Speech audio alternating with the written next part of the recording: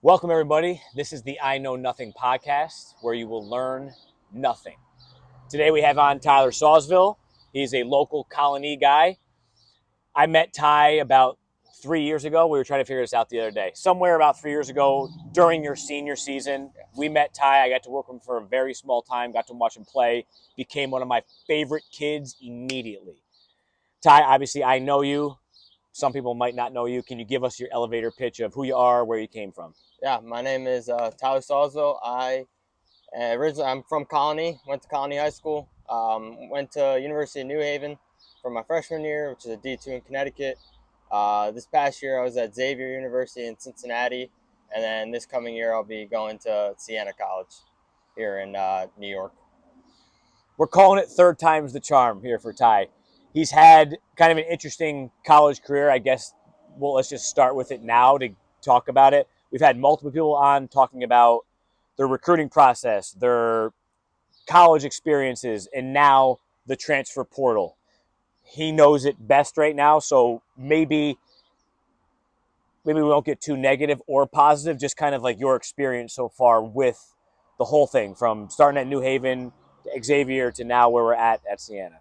Yeah, well, like out of high school, I kind of started recruiting late. Didn't really get like a whole lot of looks. I wasn't getting 10, 20 offers. I decided to go to New Haven. Went to 2A, pitch and play outfield. After that year, had a decent year there. Decided I wanted to try to go play the best competition I could. So went to Xavier. Didn't have a bad year. Unfortunately, it just had a little bang up in the arm. Just didn't work out there, so ended up going to Siena. And I mean, those two schools before, I have nothing bad to say about them. I mean, it's just like it's a step in the process. I always say there's a plan for everything. So I mean, I learned something from New Haven, I learned stuff from Xavier, and hopefully I learned stuff from Siena. So I mean, I have no complaints. Just a step in the right path.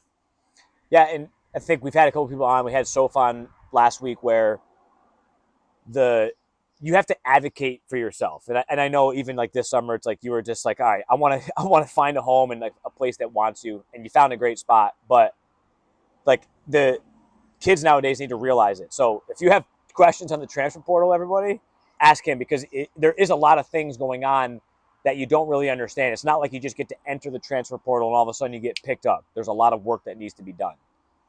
Um, okay, so we got through that part already. You're at Siena now. You're going to 2A. You're going to dominate there. It's going to be awesome. So anybody in the capital region, go watch Ty play. I got to see him start out in high school, at least from my point of view, and I watched someone who, how much did you weigh? 100 and 150, let's say 150. 155 pounds. He was throwing the ball 90 miles an hour and harder, right? At 100, let's just call it 155 pounds, where I'm watching him as someone else who is a small human, and I'm like, wow, this guy is going out, he's shoving on the mound, dominating, he's pitching, he's playing hard. Oh, wait, and he's hitting. It was just like such a breath of fresh air to see someone who understands how to play the game properly. And him and I talk about it all the time. But can you kind of go over of you and I? You've been telling me about like you growing up with your dad. He was coaching you. Is that how you got to this point? Like, how did you learn how to play this game the right way? Yeah, for sure. I mean, even I remember like I was 4 years old. My brother was playing like travel baseball at the time, and I would just go. My dad would just throw me out in the outfield and say, "Go shag." Love It it. was just something that like it was just a part of me. It was just playing baseball and playing football or wrestling when I was younger. It was just my dad was I never really went to a pitching coach. I never went to a hitting coach. I would work with people here and there, but like my dad's one of the most knowledgeable people I know when it comes to whether it was baseball, whether it was football. It's just I had all my trust in him, so it was like why venture out when he got me to the where I am today. So why change up now? So it's kind of just like he instilled to me at a young age. It's like you're smaller than everyone. We knew I was going to be smaller than everyone. It was like, but why does that matter? He's like, if you can do everything better than everybody else at a smaller height, well, what does it matter? And that was kind of just my mentality growing up, was just like play with a chip on your shoulder, no Yeah. matter what sport it was, football, baseball, whatever. Just you know give it all. Don't don't take one day off, because someone like me without the frame of, somebody who's 6'6", you can't really afford to take a day off. Yeah. You just started touching on it, and I wanted to get there because I've been making a big emphasis on multiple sports. Just go through here how many sports you've played, when it started, and then kind of when it took off and it was only baseball. So I wrestled like elementary school, kind of really up until I got to like the end of middle school. I wrestled. I was still playing baseball and I was playing football. Played football all the way up till my junior year of high school, until I committed to play baseball, and then my senior year was when I officially just played baseball. Okay. Again, another multi-sport athlete, Division I athlete, but you've been playing multiple sports forever, and obviously it speaks for itself that you're a really good athlete, right? That's why you can two-way at the next level. Um, Go through a couple of the injuries. Let's start with like the hip thing, because I'm still learning some things that Ty's like, oh yeah, I broke my hip too. I'm like, okay, I got to know that info. So, what injuries did you have growing up, and how'd you take care of them? Did you PT? How'd it go? And then up to the point we're at now. I mean, I never really had like other than my hip. My freshman year of baseball, I think it was JV. Last game of the year, sliding into second, broke my hip. That one was about, I want to say, 3 weeks of PT, and then I was back fully on the field. And then other ones just kind of like football, break a finger here and there. But like, Just a finger. Who needs it? it was just, it wasn't like anything crazy that was taking me out for months at a time. It was like, Yeah. you know, PT for a few weeks, and once I was feeling better, get back on the field. It wasn't. I thought you had a sliding injury. Yeah, I was sliding into. Oh, yeah, I slid into my going into my freshman year of college. During a summer ball game, I slid into home and dislocated my finger. That's why I have to learn how to slide, everybody. Ooh, Uh-oh. we got a little thunder right now. Uh-oh. Potentially, we'll have to break this and go part two, but we'll see what happens here. If we get rain, we'll change it up. Um, okay, where are we at right now? So right now you're doing strength and conditioning and a little physical therapy for the arm. What do we got going on? Yeah, so towards like middle way through Xavier, I had like a little shoulder issue. They didn't know what it was. Went and got an MRI. Nothing was torn, but basically said I sprained my labrum, so back of my shoulder. Had a nerve impingement in my shoulder, and then had a bone spur on the back of my humerus, so the back of my arm. And so basically it was just no surgery, just kind of take a rest, PT. So I've been doing that since, I want to say, second week of April, and getting back into throwing here this past week. Oh, that's right. We're starting right now. Okay. Ty's been, the reason we're back together is I hadn't seen him in a couple of years, but he came in to train because he was in town for the summer, and now he's doing PT. So it's pretty cool that we get to still do all the performance stuff while he PTs, and he's getting right back into it. So it's just cool that everything can be in-house for him. We've also been experimenting a lot of things, so we're going to get right into this. So we do a lot of weighted jumps and vertical jump testing. I mean, I have the mat out. In the very beginning, week one, when Ty started, he was following the program to a T. Now we're at the point where even today, where it wasn't on his program, he still hit, 30 vertical jumps. I want you to explain your side of things first before I explain my side of things, of like what you've been seeing. Where did you start at your vertical, at least in the beginning, where we're at right now? When I got here, I want to say my standing vert was maybe around, I don't know, 31, 32, maybe hitting a 33. Yeah, okay. And lately it's been standing wise 36 or so. My step ins, which I've been doing mostly step ins. My step ins, I was probably 35, 36. Yeah. And my best tier now is 41.7. Yeah, and you're sitting at 39, yeah, in that range. And basically it was kind of just like, I feel, the more explosive you can be, the better you'll be on the mound. But also it's just my body, since I've been doing more jumps, more sprints, more just explosive work, it just felt better. Like, we're still lifting, still like pushing the weight, but just mixing in that explosiveness every single day has kind of allowed my legs don't feel like, they might get tired here and there, but they're not sore. They don't feel like, oh, I can't sprint today, I can't jump. I wouldn't be able to go throw or hit. Like, my legs feel pretty fresh every day, and I think that's, if it's not broke, don't fix it. I So agree. it's like, I've been jumping every day and it's been working, so I'm not gonna stop now. Yeah, listen, it's one of these things where we don't know anything as strength coaches. So strength coaches, I apologize. We don't know anything. That's the whole point of this podcast. Where in the beginning, I had programmed out my outline for Ty. When I knew I had him, I'm like, I got it. I know what we need to focus on. We programmed 2 vertical jump days a week and 1 horizontal, like a broad jump. He's been jumping every day, and he continues to increase. And I don't know how many weeks ago it was, but he looks at me and goes, it's working. I'm like, you know what? You're right. I just asked him that we don't do 1,000 jumps every day, but he continues to go up, and I care about how he's feeling. He tells me that he feels good. His legs feel fresh.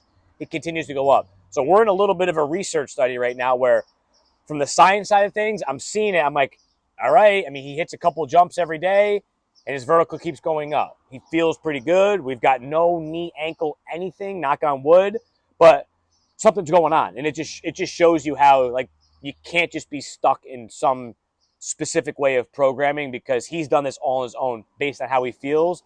But also, you have an experience in training, which is what I want to get to next. So, when did you start actually like weightlifting? I mean, probably, I don't know, year before 8th grade, 9th grade. Okay. Yeah. I was like training, but I wasn't like squatting. I wasn't like bench Right. pressing. I wasn't like lifting weights, but I was always kind of like doing my baseball training, whatever it was, football. Doing your sprints, cardio, your plyometric type of stuff. Yeah. But didn't really get into like lifting until probably, I want to say 8th or 9th grade, maybe. Okay. And then throughout high school, you were doing that on your own? Yeah, I would always just go, if I had a team lift at the high school. If not, I would go with my dad and go lift with him every day after school. Then can you take us through what you've done at the college level? Like, it doesn't have to be any specific programs, but like, what were you doing essentially while you were in college so far? Usually, how like the programs were at school, both of the schools I was at, was like the day after or the day of you threw was your heavy lift. So say you threw, for us at like where I was last year, you have your 2, you throw, say you have a bullpen day, and whatever day you throw in the game, the next day you would do your heavy lift. So you'd have 2 heavy lifts a week.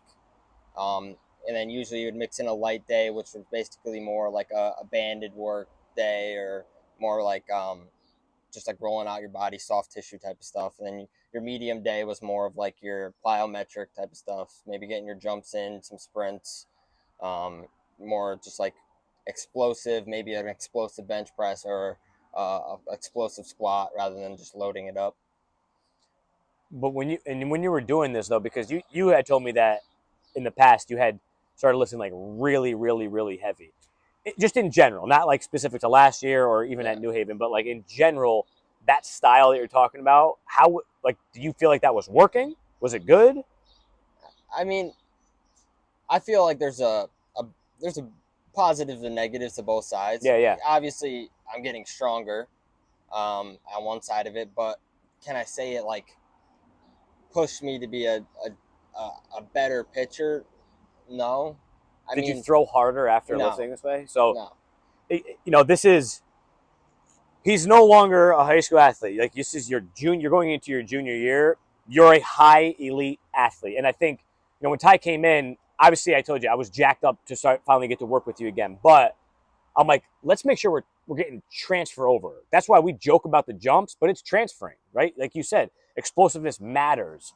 If your vertical is going up, you're at least you have the ability to be more explosive off of the mound, hitting, because now you're going to 2-way, where we took a different approach, actually. And we basically mapped it out where we're going to stay on the lighter side of things, right? He had got up to, correct me if I'm wrong, 550 pounds on a box squat, right? That's a ton of weight, but it doesn't mean that it was wrong by any means. But what he's telling us is you didn't throw the ball harder. And for me, at his level, it's like, that's the only thing that matters is, well, number one, health, right? We have to be healthy. But number two, it's like, are you throwing the ball harder? Are you throwing the ball harder for longer? Can you go 7, 8, 9 innings and be throwing 90? Or does the strength that you're getting in the weight room not transferring over? So it's something that everybody needs to think about, and you're just a perfect example of it because you've been training for so long where you don't need to be doing a goblet squat 3x10. You need to be doing more specific things. Although today I made him do a 1x20 Bulgarian lunge, but we have to change things up. In order to change someone like him who's already super strong, super powerful, can throw the ball 90, you've got to change up the way you do it, or you just won't adapt. And you obviously are seeing that. You've never jumped every single day. No, You're jumping over maybe 41. once or twice a week. Right. Okay, I wanted to kind of go backwards a little bit because you played with Dylan on the Long Island Titans, which I didn't know about. Dylan didn't even make any mention, although he called out everybody in spike ball. Can you just go through, maybe not necessarily your youth, but that transition from Colonie travel ball to then making the switch to Long Island Titans? Yeah, I mean, I was 15 my last year at Colonie, and I was kind of just like, I want to go play college baseball. Am I going to get the exposure playing, these local tournaments, or do I try to just go, be on one of these travel teams that travels all over the place and go get as much exposure as I can? And, I ended up getting on the Titans, and I mean, I was probably the best experience and best thing that could have happened to me for my moving forward with my college baseball career was being a part of that team. The coaches, just the people who owned it, the players. I said I'm still close with 99% of those players, and I see Dylan every day. It was just like it was a move that needed to happen, and I don't I don't say that local travel ball teams are bad. Like there could be a local travel ball team that you could get seen on. It just depends on what tournament you're going to. And it was just, for me, it just made the most sense at that time to, go venture out, see what was out there, and just ended up playing for them in Long Island, and it was a blast. Did you get recruited because of that team? Yes, Okay. before I was on the Titans, I didn't have really any looks Yeah. for colleges. It was when I played for them the end of my sophomore year, so sophomore fall going into junior year was the first time I played for them, and that was really the first time I started to get looks to go to a college. Okay. Cool. I mean, it's valuable info. We had talked about this again and again in this podcast. The times have just changed where maybe it is a local team or a travel team even in this area. We have a ton of good ones, but you got to make sure it's the right fit, right? Like you weren't just going down there and playing ball. You then made friendships, and it also helped you from the recruiting side of things. So it was big, and it's important, and you should research it, and you should talk to guys like him who have gone through the process. Okay, I am a little bit concerned that we're about to get crushed right now, but Ty's at Siena, so we may be able to just do a part 2 in the future. But I do want to get to like my last points here. So you've got the future of Colonie baseball, the young Ty Sausvilles of the world. Give us one or two things that would be the best piece of advice that you think are for the young kid right now, wanting to become a baseball player and get to the level you're at. Well, for one, like I said earlier, don't take a day off. 110% every day, and everybody's going to tell you that, but it truly does matter. And one of the biggest things I live with every day is a lot of people are going to tell you can't, but the only person that can really tell you can't is yourself. And so you can have 1,000 people who tell you can't, but if you think you can, you're dangerous. It's once you start believing that you can't is when you fall into a hole. And so just keep believing in yourself. You're going to have bad time. You're going to have bad games. You could have a bad season. I mean, it doesn't mean you can't. Stick with the process. That's why there is a process. Stick with it. Don't fall out of line just because you had one bad series, one bad game, you got hurt. There's a reason for everything. So the believing in yourself is the most important thing out of any advice I could give you. Believe in yourself. You're going to have more people that tell you can't than you can. Love that. Okay, the harder piece of advice. We're going to go to coaches and to parents here. One piece of advice for coaches, one piece of advice for, again, the athlete, the young athlete of today, the parents of those athletes. Well, parents, what I would say is push your kid to do as many things as possible. Don't limit them at a young age. My dad, my parents was always like, you want to try a sport, go do it. If you don't like it, then don't do it. But you try whatever you want to try. And baseball just stuck with me. But, don't limit your kids.